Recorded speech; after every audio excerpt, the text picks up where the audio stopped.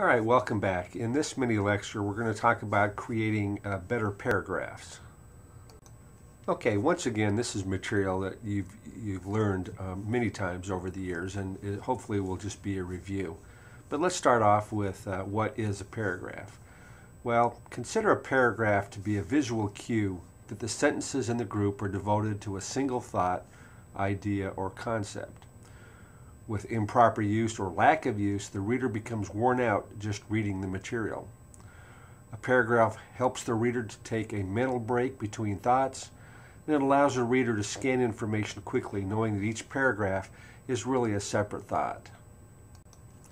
The most important part of a paragraph is the topic sentence. This announces the topic of the paragraph or the conclusion that should be drawn from the information in the rest of the paragraph. In some cases, the topic sentence is at the end of a paragraph, and at other times the topic sentence is used at the beginning to announce the topic and at the end to conclude the thought. This gives the point more emphasis.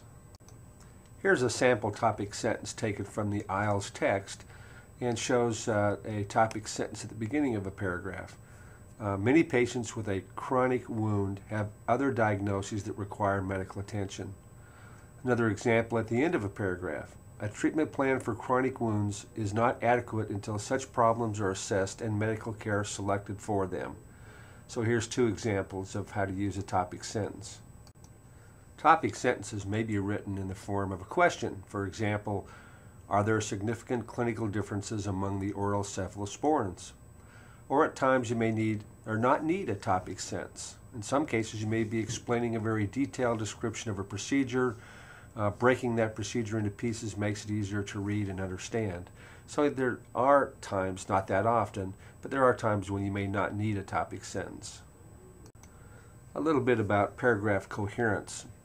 Good writers develop paragraphs with clear points that carry the reader through to the end. This allows the reader to anticipate the conclusion and comprehend the thought. Now let's look at a sample that also comes from the IELTS text and take a look at what's wrong with this paragraph. Tetracyclines have been in use since 1948. Their side effects, however, are still a problem. Photosensitivity, tooth discoloration, and overgrowth of organisms in the gut must be considered when the drugs are prescribed. Perhaps someday a means will be found to prevent tooth discoloration. Okay, let's look at what was wrong with that paragraph. Tetracyclines have been in use since 1948, leads off the paragraph, so we assume the writer may be planning to describe the history of the drug. Not true. Their side effects, however, are still a problem. This sentence tells us nothing of any true importance. So we have to break down the sentences of a paragraph, make sure that they fit together. Some other problems with that paragraph. Photosensitivity, tooth discoloration, and overgrowth of organisms in the gut must be considered when the drugs are prescribed. Well, this is meaningful and gives the reader something to think about. Perhaps someday a means will be found to prevent tooth discoloration. I'm not sure where that came from. What about all the other problems mentioned, and are they not important to the author? Interesting points when you're looking at a paragraph, and ought to get in the habit of doing that. A little bit about paragraph development. The elements of a paragraph should be organized to make a point and to allow the reader to grasp a concept. Factual paragraphs written in random order are difficult to follow. We accept them to be in some sort of chronological order. If you give a report to a colleague on a patient, you tend to speak in order of events. If not, your colleague will be confused. We should write the same way. Generally, you should go from general to specific in writing a paragraph. In this paragraph, the writer gives general information initially, then the specifics. Anger is one of the most important factors in type A behavior that leads to ischemia. So this is a general statement. In the rest of the paragraph, you should describe how you came to that conclusion.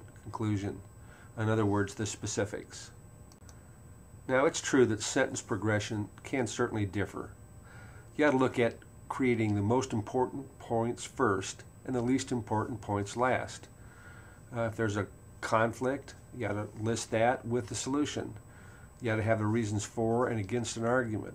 So there ought to be some comparisons, similarities, and some contrasts and differences when you're putting a paragraph together.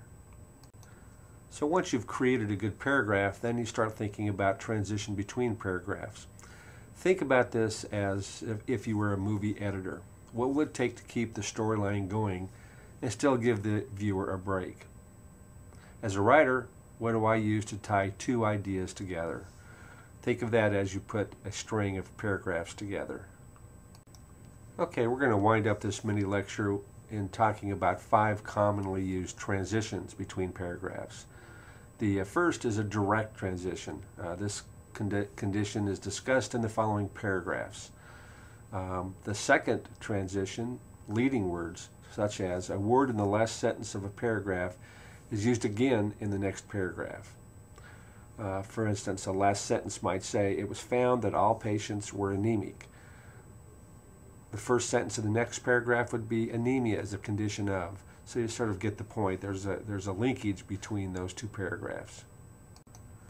A third type of transition is a needy transition. Use a word or phrase at the beginning of a paragraph that makes sense only when read in relation to the previous paragraph, such as "due to this phenomenon."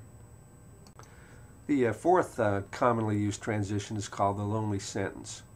And there's a couple of typos in this sentence. But anyway, using a one-sentence paragraph in between two paragraphs that you want to link. For instance, a paragraph that describes a rare disease may be followed by a one-sentence paragraph, such as, "One sign that still confounds practitioners but is under examination is that patients bark at the postman." The next paragraph might describe in detail the steps that are being taken to research the disease. I think you get the point. And the fifth commonly used transition is headings. Placing a heading between significant ideas to link paragraphs or announce that we are either going to discuss another angle of the topic or the topic has changed is important in a great transition. And lastly, what about the lengths of paragraphs? The length should vary to provide variety for a reader and to keep their attention span. A paragraph should really carry one theme or idea. So when making an important point, set it off in its own paragraph. Very few manuals or books agree on the length of a paragraph. Just keep common sense. If it reads well and keeps your attention, it's probably okay. Okay, that's it for today. Thanks for taking a few minutes and talking about how to write better paragraphs. Thanks for listening, and I'll see you down the road.